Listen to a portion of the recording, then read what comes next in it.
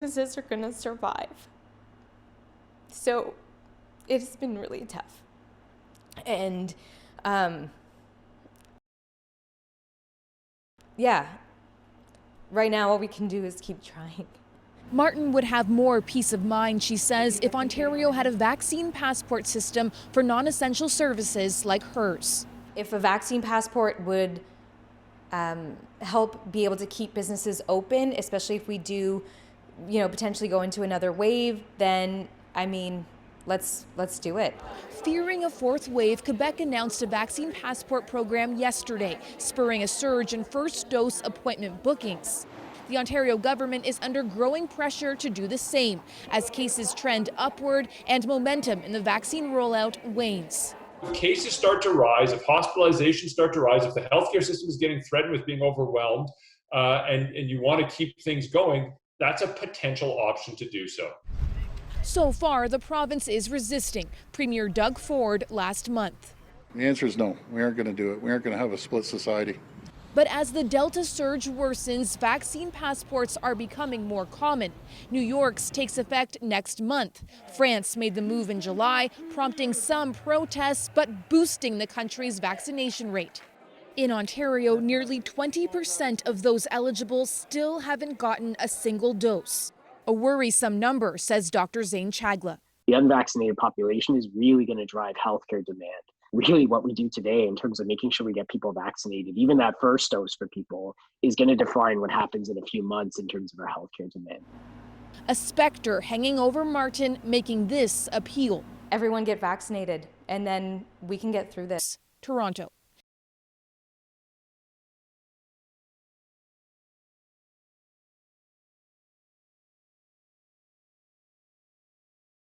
Only one person in the history of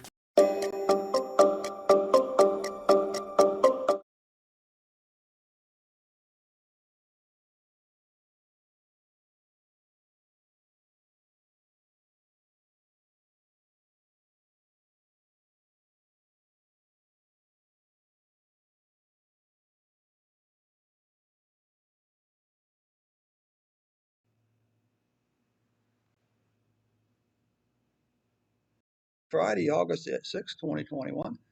And it's time for your daily COVID-19 analysis. All righty. Time. Don't forget to click the like button. And third, video on Facebook and share that on an email with your friends and family. Okay.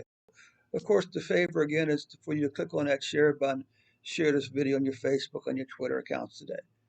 Okay. And also, before we get started, we need to remind ourselves of the limitation of COVID, of Sweden's currently reporting methods, and that is they're only recording COVID-19 data Tuesday to Friday. So it's Tuesday, Wednesday. You'll see it produces a big spike. So simply going to use, and the trend is our friend. Obviously, our hope and prayers are, in all probability, Sweden didn't have 9,000 cases back on January 19th. Okay, so the blue line is our trend line. Unfortunately, you can see while you had a trend down here, cases are starting to trend back up again. So that's not good. Hopefully, maybe this will just be like a little speed bump like back over here. But this is the same data, but it's a 28-day moving average. Okay, if you zoom down here, you can already see it is a 3 or 4 period increase in cases.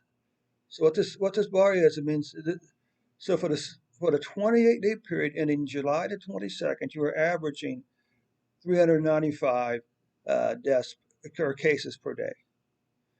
Now here again, we could take a look at the raw data for the monthly or for the daily deaths.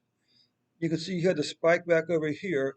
And since that time, the overall trend from here to here has been down. You had a couple spikes here, right?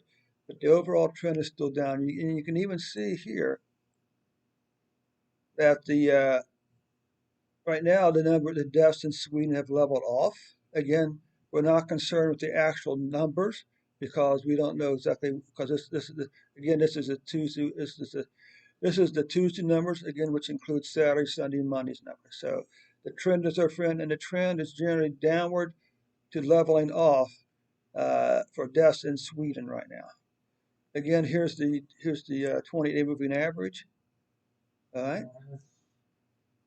Here's the weekly case. You can see you are having a slight spike back up here in cases.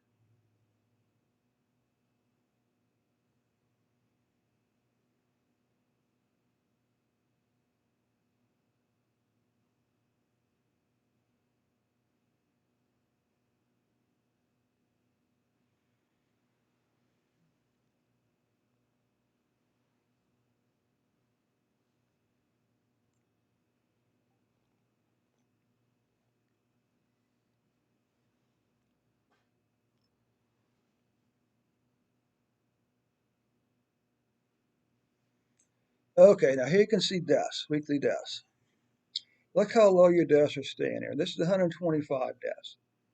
Okay, so this is about 75. So this means you're still averaging less than 75 deaths per week in Sweden, down from all the way up here at about 800 to about say 8 to 900 deaths per week back up here. Now we got monthly cases. Yeah, you can see the monthly cases are not looking good. Although you had 1, 2, 3 straight months decline in monthly cases. 1, 2, 3, 4, 5, 6 months in a row now. This is a fantastic news. 6 months in a row now. Sweden's numbers, deaths for COVID-19, have fallen. Okay? So that concludes the report for today, Sweden. Again, a big shout out to the 17 people who watched this video yesterday. Of course, as always, before I let you go, subscribe button, like button, and most important of all, share the video and the Caribou Data Science channel with your friends and family on Facebook or Twitter. You can also copy and paste this link into an email or text message and share it with your friends and family. Anyway, again, thanks so much for your time. We'll catch you tomorrow